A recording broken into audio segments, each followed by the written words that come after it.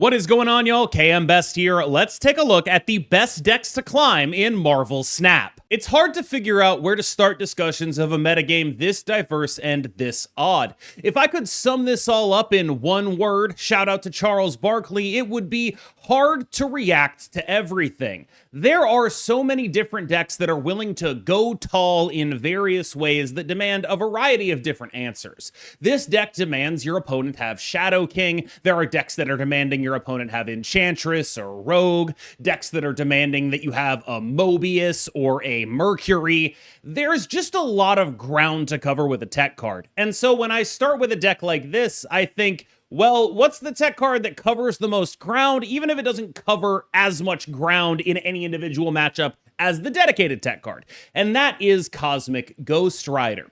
The rest of what this deck is doing is foundational to the metagame in a different way. The newly buffed zombie package is uniquely powerful and is quite a good and reasonable part of this metagame. This is only one of several decks that are being built around the zombie package. Remember, this is a video that comes out on Sunday. This package was buffed on Thursday. It's going to take a bit of time for us to figure out what the actual optimal ways of doing things are, but I think this deck is foundational to the metagame in that it represents just how wide tech has to be and how much ground tech has to cover. And it also represents, I think, in large part, how good Shadow King can be because it beats stuff like this. When I talk about the diversity of decks in the zombies archetype, I personally believe that the previous one and this one are the ones that are battling it out at the top. The real question is largely what your secondary game plan is, and I think depending on what the popular tech cards are, the one you're going to want to choose will change. For example, this list is much more vulnerable to Mobius and Mobius than the previous list, but the previous list is much more vulnerable to Shadow King, which is getting played a lot more right now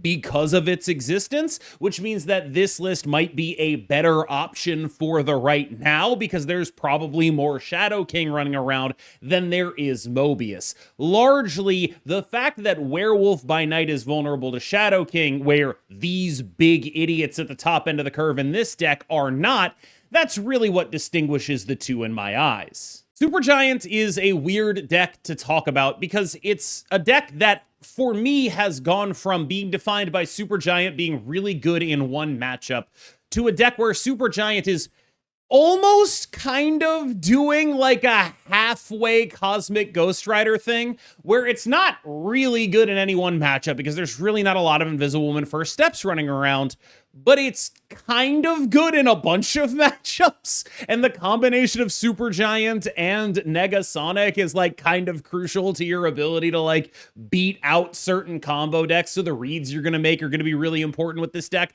But also it's one of the few decks that is meaningfully able to play Enchantress. When Shadow King becomes a big part of the metagame, there are natural reactions to that. And I think right now, one potential way forward for this metagame is the existence of Shadow King comes from the zombie package. The people who want to beat both of those things do like ongoing type stuff.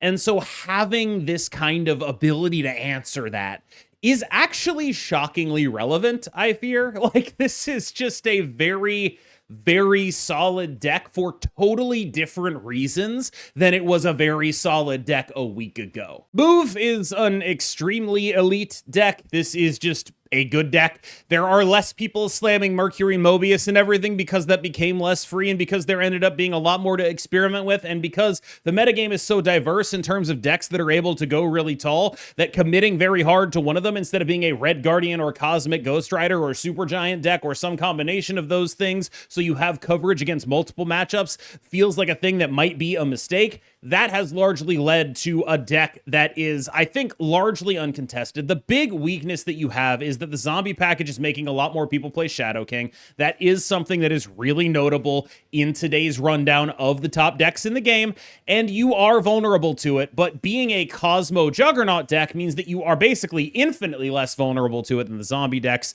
You have potentially more power than them. You can just do a ton of crazy stuff. There are weaknesses that you have, right? Like, like, if more people are playing Shadow King and Cosmic Ghost Rider, that's not exactly good for you, but it's good that those people aren't playing Mercury, and that's really what's pushing this deck, because you are much more easily able to deal with cards that have to be played into a lane and have an effect. You are not nearly so able to deal with something like Mercury. But between Cosmo and Juggernaut, you're pretty reasonably able to deal with what people are actually playing. It's a confusing and weird metagame, so maybe you just jam all the tech cards in Arishem and call it a day. Maybe you'll make it work, maybe you won't. Arishem does what it does. Just a very early metagame, meaning that you will be able to generally rely on your opponent's decks being a little bit farther from optimized than yours is, because Arishem sort of has this inbuilt floor that typically makes it more powerful in early metagames before decks really start getting optimized. This is a deck that it can be in good spots. I think the fact that Sauron has really taken over as the SuperGiant deck of choice, you don't want to see Darkhawk ever, and it does sort of limit Arishem's potential as anything but a sort of temporary metagame presence, because if it ever becomes a permanent metagame presence, Darkhawk and Cassandra Nova immediately obliterate it off the face of the earth.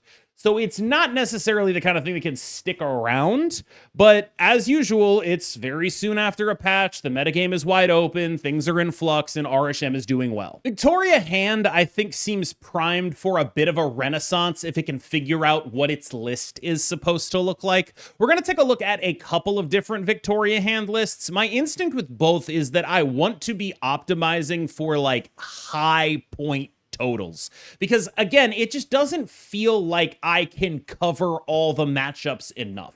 So keep a special eye on like the interactive cards in these lists, because Victoria Hand is very good at getting to a certain amount of points and very bad at beating a deck that can just put like 40 points in 2 lanes. And there are kind of a fair amount of decks that can do that right now, which puts Victoria Hand in a sort of awkward position where it's like, all right, what are the tools I need to drag my opponent's combo-ish decks down to my level? How do I accomplish this? How do I do what I need to do to beat someone who's playing Wave into Onslaught Living Tribunal? How do I do what I need to do to beat another person who's playing a move deck? How do I fit all of this in so I'm not just like getting bullied by the combo deck I don't have tech for? And that's largely the thing that strikes me about Victoria Hand is like, you kind of have to respect a lot of snaps because you are very capped on output, and your opponents are typically not nearly as capped as you, and you need your cards to have text if you want to beat them. This is a list from Cougar that I think is really moving in the right direction for V-Hand. What it's saying is, not only am I going to take the same approach as the zombie deck, like when you look at this deck, what you should see is that zombie deck that we talked about first here. It's just, this is a zombie deck that doesn't die to Shadow King and actually gets to play Shadow King. And also, you get to Luna Snow into Cosmic Ghost Rider, so that happens earlier. Just kind of a lot of points in here in a way that allows you to have early Cosmic Ghost Rider, which is a big deal, and then also Shadow King and Juggernaut, so you're covered in a variety of matchups. A turn 4 Cosmic Ghost Rider is usually going to be a little bit better in my book than a turn 5 Cosmic Ghost Rider. It'll be able to like more immediately impact the board. It feels like a very meaningful upgrade to the card's power. So again, when I look at this deck, what I see is a sort of metagame upgraded version of the zombie deck, where we are playing effectively the same deck, except we win the pseudo mirror because we're the Shadow King deck, right? These are the same thing, and we have not only Cosmic Ghost Rider, who might be the best tech card in the game right now, obviously, you know, things change, and also Shadow King, another card on the rise. This list is very of the moment, but I do definitely believe in it. Speaking of the moment, Cerebro 3 can play Cobra, and Cobra blows up a zombie horde. So that's a pretty messed up thing to be doing. Now, does it guarantee that it blows up the zombie horde? No, because, you know, most of the decks that are playing zombies are also playing Zombie Mr. Fantastic, which means they also have other created cards, but It's a pretty messed up thing to threaten. It's a pretty scary thing to have to look across the board at. How are you supposed to confidently deal with that? The best you've got is 50-50s and maybe a 33 or 66%er. Like, that's just, it's hard to deal with. So Cerebro 3 is in a powerful spot, in my view. I think that a lot of what's happening right now is people are moving towards Shadow King, people are moving towards Cosmic Ghost Rider, and Cerebro 3 sort of invalidates the existence of either of those in any kind of capacity. You just kind of get to do whatever you want in most matchups here. As long as you draw Cerebro, you're going to have more points than them a lot of the time. Obviously, Cerebro Mystique kind of guarantees that. A lot of interaction just doesn't really happen for your opponents. You're able to play meaningfully interactive cards like Cobraing their Zombie Horde or Roguing something that matters. Or if you don't want to play Rogue, you can play Mobius in here. You still have Cosmo to protect your stuff. Against decks that are playing big guys, you have a US Agent for some extra points. There's just not really anything bad that I can say about Cerebro 3 right now. It's just quite a solid choice. I think that the SuperGiant version of Darkhawk is the best Darkhawk deck, but it's not the best SuperGiant deck, and it is relegated to this spot on the tier list largely because it just simply beats the crap out of Arishem and then is worse in basically every other matchup that you could possibly have. It's a fine enough deck. It's not like this is embarrassing to play. It's got game into a bunch of stuff because that's what happens when you shuffle rocks in and play SuperGiant. You just have some points. But it's not a deck that feels like it's blowing the doors off of anything right now. Just a very fair deck against everything but Arishem. Here is where I'm at on Hela, and you'll notice it's just some generalist tech cards here. Hela's in a weird spot because genuinely some of the combo decks you run into, like an ongoing deck, actually is just like, you kind of might lose to that. You kind of do need to interact with people that are doing like exponential stacking sometimes. So there is a Cosmic Ghost Rider here. There is a SuperGiant here. When SuperGiant came into this deck, when the idea was we're going to like really beat up Invisible Woman, I was pretty surprised by just how good it felt generally. It's just like, oh yeah, I don't mind that at all. I think it's like a very fine thing for me to have, right? Like it lets me like get a blink into something. Maybe that works out pretty well for me. Like just not bad, just genuinely not a bad option. But largely Hela does have very few legit counters in terms of Stardust not really being a major part of the metagame. It's around sometimes, but not particularly common. And so that means that this deck can operate with relative impunity, but generally the metagame is a little bit more combo-y than you would like to be for a Hela deck to be good. Hela is a deck that feasts on mid-rangey metas, and we're not in enough of one that I feel amazing about this. I've been messing around with this version of ongoing for a while. Stardust is a pure flex slot. You can do whatever you want with that spot. I like Agent Venom in here. I think that's a pretty sick, nasty thing to be doing. But largely what this deck is testing is it's saying, look, my combos face up. Do you have the interaction or not? I think it's a little bit outdated at this point because of the widespread adoption of Cosmic Ghost Rider, or I should say maybe at top levels. But I do think that this is a deck that has some legit legs against pretty much everything unless you literally lose to the card Cosmic Ghost Rider. And frankly, you are not guaranteed to lose to the card Cosmic Ghost Rider. You got a lot of big numbers in here. The biggest problem you run into, though, is that you do tend to want your Moonstone in the front of locations, and Cosmic Ghost Rider sort of operates as a ha-ha, that doesn't happen kind of deal. But you can get to pretty big numbers just by doing what you do normally. I do think that putting the Anti-Venom in here over the Stardust would like meaningfully move you in a better direction against Cosmic Ghost Rider. So if you're running into a bunch of Cosmic Ghost Rider stuff and you feel like you need more points, that's a really good direction to go. Another thing that you could be doing in that slot is pick whatever tech card you want and just slap it in there, whatever you're losing to, whatever you really hate playing against, put a Mobius in there. Oh, I'm getting Ceratech. Put a, or I'm getting Mr. Negative. Put a Mercury in there. Oh, I'm getting, there's a lot of good ongoing tech cards, right? Like, oh, I'm getting moved on. You can deal with a lot of different stuff, and that slot is your way to do it. Invisible Woman First Steps is definitely weaker, but there hasn't been the upswing in Lady Deathstrike that you might be afraid of. However, there has been an upswing in Cosmic Ghost Rider, to my mind, or at the very least, the efficacy of Cosmic Ghost Rider. I might be early on saying there's an upswing, but it's definitely like a really good card right now, and if you're playing at high levels, you're going to want to be afraid of it. Maybe it hasn't trickled down, who knows? All of that is to say this deck still does its combo stuff pretty well. Its mid-range game plans are notably worse, and there's a lot more things that are in here to be payoffs now.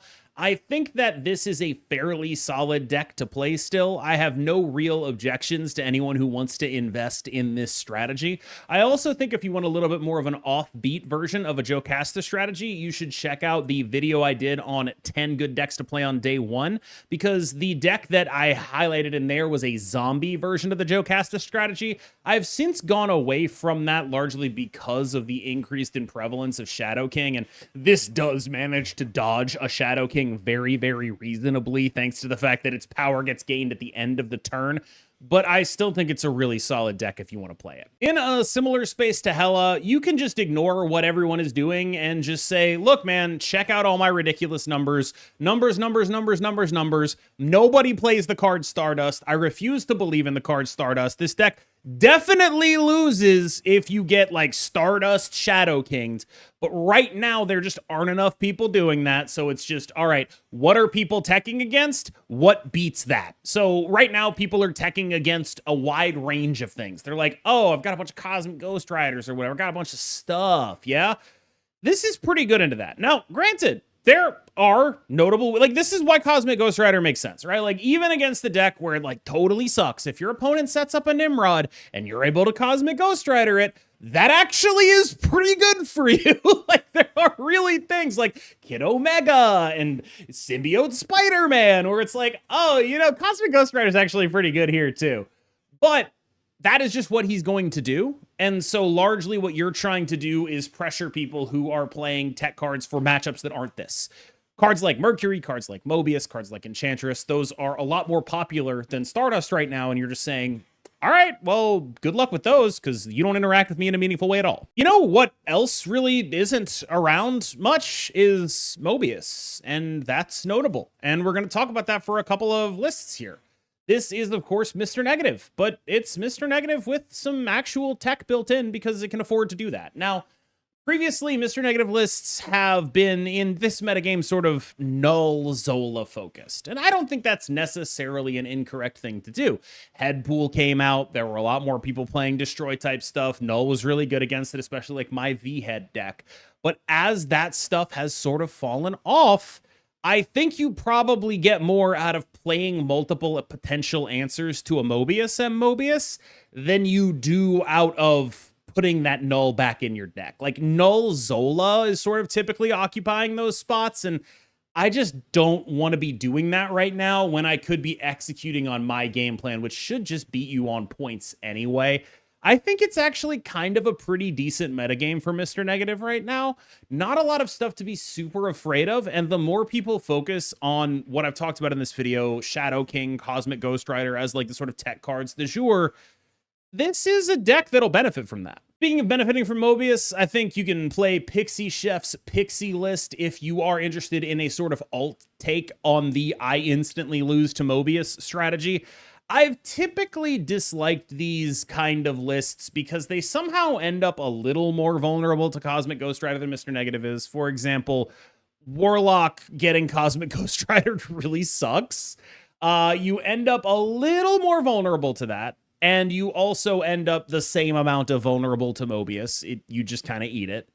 But this is a deck that gets to do some interesting and reasonable stuff. There are some really big numbers in there. If you pull off what you're trying to pull off, people will be surprised by the size of your output. Being able to do a potential Shuri on turn 4 into Activate Warlock, into Infinite Taskmaster on turn 5. That's obviously a really ridiculous thing to do. 40-40 is going to win most lanes against most anything. You can really put people in a blender when you do stuff like this. Like when you're up against a V-Hand deck or whatever, they just don't have anything for that.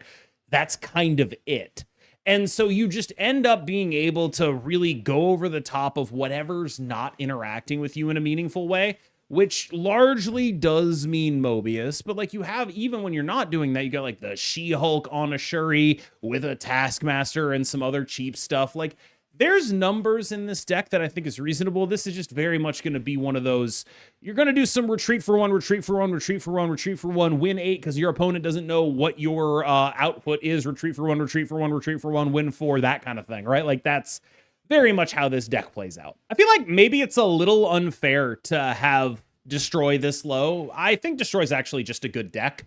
Like, I think I've been a little more selective with the decks on the video at this point. Like, we're looking at, like, I think a bunch of really legit decks. Like, there are not very many decks on here that I'd be like, you know, there's probably a better option than this in its own space. And Destroy is just, like, really solid. It's got a lot of potential output. It does really strong stuff. Moira adds a bunch to it. A lot of the tech cards that are particularly good against it are not being played right now. There's not as much Mobius running around. You just get to do stuff, but you still do get hit by, like, okay, you know, they threw priority. I get Shadow Kinged. My Deadpool shrinks. That kind of stuff is really interesting. I tried out the Eggy version of this that is cutting Null in order to get a Juggernaut in there. It felt reasonable, honestly. I don't have a lot of complaints about it, but I will say I didn't like the cut of he got the Grandmaster in there for the Deathlock, and I gotta tell you, I really miss when I have that fourth thing that actually blows stuff up. It is shockingly important to me that, like, the balance of this deck is just 4 things that actually blow up what I have. The additional 1-drops have made Killmonger more relevant as well. I was previously fairly resistant to the 6 1-drop builds, but thanks to the fact that so many of your cards recycle, it ends up basically fine. I end up feeling more like I was missing out on the cards that went boom, but now that we've got 4 of those in there, I guess it's just solid. Destroy is just a genuinely decent to good deck. It might even be better than I'm giving it credit for. It's definitely better than me putting it at the end of this video, but I do that for the bit, and I appreciate everyone who buys in. All right, y'all, thank you so much for watching. As always, I have been KMBest. You have been phenomenal. Remember to like and subscribe, and I'll see you in the next one.